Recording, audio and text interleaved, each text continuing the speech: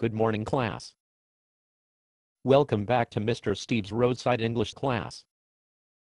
This morning I have invited a special guest who is also an authority on good speaking and writing skills. This is my cousin, Mr. Stu, who has a few things to say about another common writing problem. Good morning, Mr. Steve's class. I'm Mr. Steve's cousin.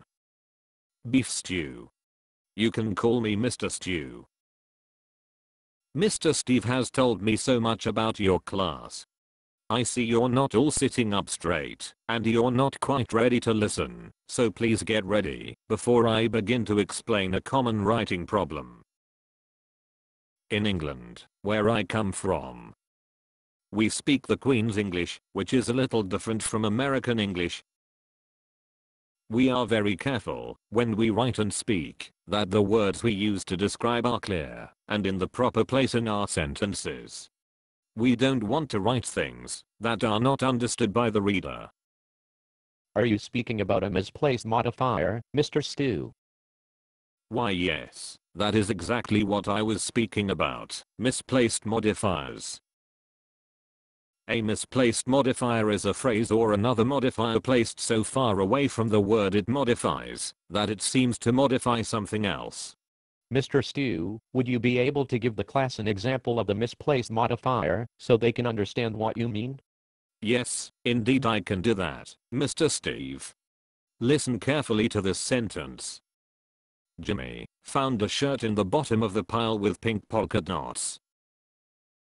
Now, Mr. Steve, did the pile have pink polka dots? No, Mr. Stu, the shirt had the pink polka dots, I suppose. That's right, Mr. Steve. So we have to move the phrase with pink polka dots closer to the word it modifies. Here's how the sentence should read properly. Jimmy found a shirt with pink polka dots at the bottom of the pile. Class, do you understand this example? Mr. Stu, I think most of us would enjoy another example from you to help us. Okay, Mr. Stephen class, listen carefully to this sentence. My little friend, Myrtle, only likes vanilla ice cream. Mr. Stu, that sentence doesn't sound too bad to me. Well, Mr. Steve, is vanilla ice cream the only thing little Myrtle eats?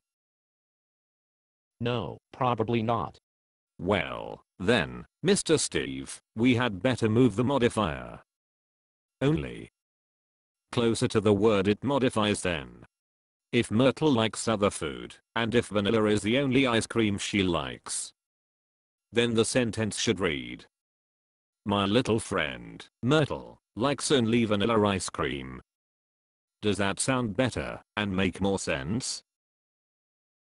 Why, yes, Mr. Stu, I think we all understand what is meant by the term misplaced modifier. Now, sometimes it really helps when someone different explains things to us. Isn't that right, my Roadside English class? I'd like you all to thank Mr. Stu for coming onto the road today to help us out. You're all very welcome. I thank you for having me and for being such good listeners. Mr. Steve, it must be a pleasure to teach such a well-mannered group of young people. Goodbye, Roadside English class.